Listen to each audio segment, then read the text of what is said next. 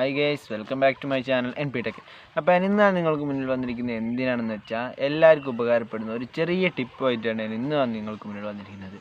എന്ത് ടിപ്പ് വെച്ചാൽ നമ്മൾ കൂടുതൽ ആളും യൂസ് ചെയ്യുന്ന ഒരു ആപ്ലിക്കേഷനാണ് പ്ലേ സ്റ്റോർ. സാധാരണ നമ്മൾ എന്തിനാണ് യൂസ് ചെയ്യുക? ആപ്ലിക്കേഷൻ ഇൻസ്റ്റാൾ ചെയ്യാൻ.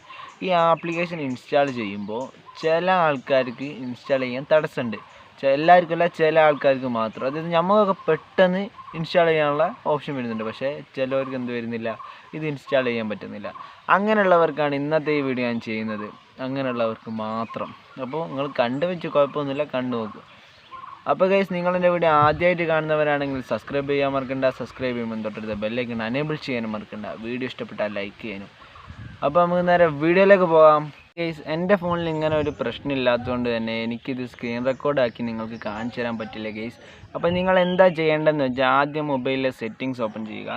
സെറ്റിങ്സ് ഓപ്പൺ ചെയ്തതിന് ശേഷം നിങ്ങൾ എന്താ ചെയ്യേണ്ടത്? താഴെ സ്റ്റോറേജ് എന്ന് പറയുന്നൊരു ഓപ്ഷൻ ഉണ്ടാവും.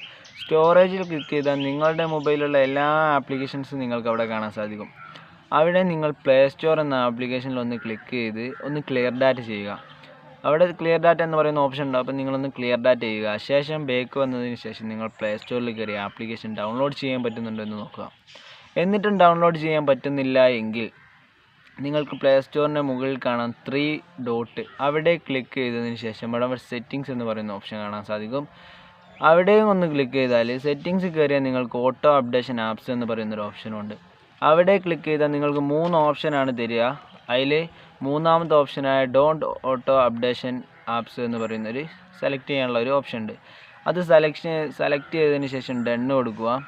ഇത് ഡണ്ണ് കൊടുത്താൽ എന്താ ഉപകാരം എന്ന് വെച്ചാൽ നമുക്ക് മൊബൈൽ വാങ്ങുമ്പോൾ കമ്പനി പ്രൊവൈഡ് ചെയ്യുന്ന കുറച്ച് ആപ്ലിക്കേഷൻസ് നമ്മളുടെ മൊബൈലിലുണ്ടാവും. ഈ ആപ്ലിക്കേഷൻസ് ഓട്ടോമാറ്റിക്കലി അപ്ഡേഷൻ നടക്കും. നമ്മൾ ചെയ്യുമെന്ന് വേണ്ട, ഓട്ടോമാറ്റിക്കലി അപ്ഡേഷൻ നടക്കും.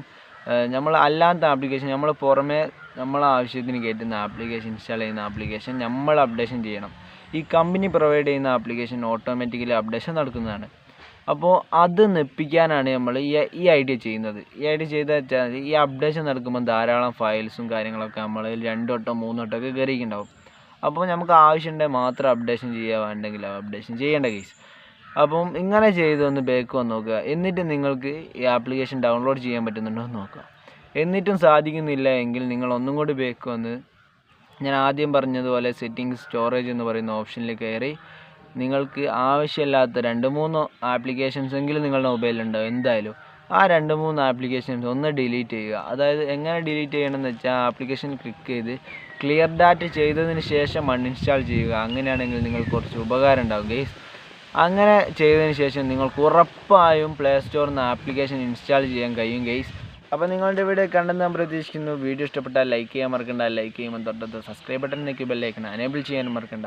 അപ്പം ഇതിലും അടിപൊളിയായ മറ്റൊരു വീഡിയോയുമായി നമുക്ക് നാളെ കാണാം.